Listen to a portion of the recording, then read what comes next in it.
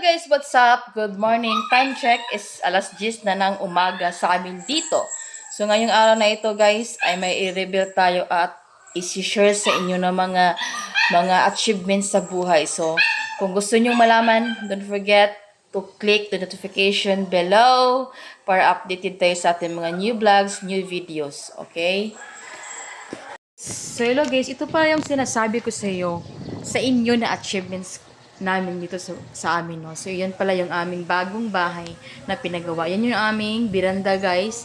So nakikita nyo naman guys, ang gamit namin dyan ay metal cladding at saka mga metal talaga lahat dahil para naman safety talaga pag sa bagyo o sa mga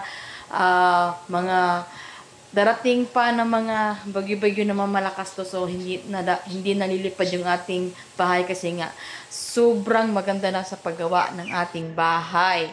So ngayon guys, iyan pala yung aming biranda. So ipapakita ko talaga at i-flex ko sa inyo kasi gusto ko rin malaman ninyo para din kayo magiging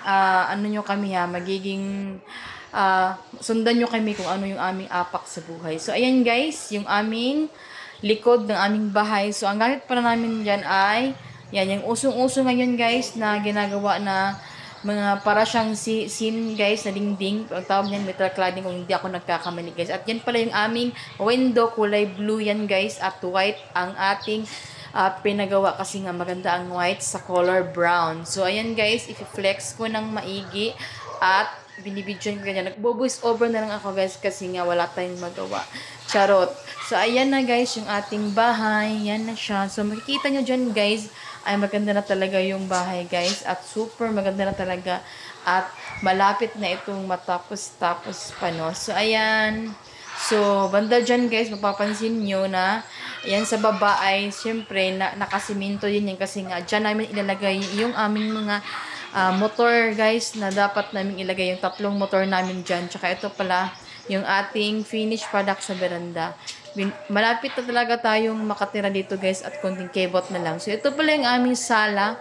Ayan yung sala namin at yung sa loob ng bahay namin ay tapos na yan guys. Yan, mayroon na tayong sala set at ito rin ang ating kusina. So ang ganda-ganda ng pagkagawa guys dahil nga malinis at matibay ito. At ito yung pintuan namin sa kusina guys. Maganda din dahil usong-uso at trending na trending ngayon ito. So ayan guys, piniflex ko lang sa inyo para magiging ano din kayo guys, parang araw magkaganito din kayo dahil sa sipag at syaga lang. No? Dapat sipagan nyo kapag mayroon kayong pangarap sa buhay at tandaan nyo guys, darating din ang panahon. Ito pala yung aming kwarto. Yan po yung aming kwarto. Ginawaan pa yan. Meron pang nilagay dyan na ceiling fan. At syempre, kailangan i-connect yan sa taas. No? So, ito pala yung aming hallway galing sa papuntang pintuan ng aming, syempre, kwarto. So, ayan yung yung isang kwarto, tsaka yung isa din dito ay kay mama din yan guys. So ito flex ko sa inyo. Ipakita ko gaano lang ito kasimple. Simple lang naman ito guys. Pero grabe na talaga yung aming gastos dito kasi nga malaki-laki din yung ating pinagawa na bahay. So ayan yung kanyang ceiling fan. Okay na siya guys. Nakasabit na. Ito rin switch on off nila.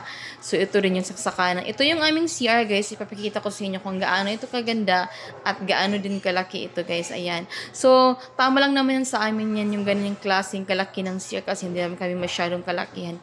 Medyo slimy kami. Charis. Kasi nga alam niyo naman slimy is sexy, charot. Ayan yung aming pintuan sa CR. Ipapaplex ko din sa inyo dahil ganyan na ganyan din siya pag nakalock. So, grabe talaga ang improvement ng ating bahay, guys. So, dito ipapasyal ko na naman ulit kayo sa aming sala para makikita nyo talaga kung gaano ito ganda at gaano kalawak. Simple lang ito, guys.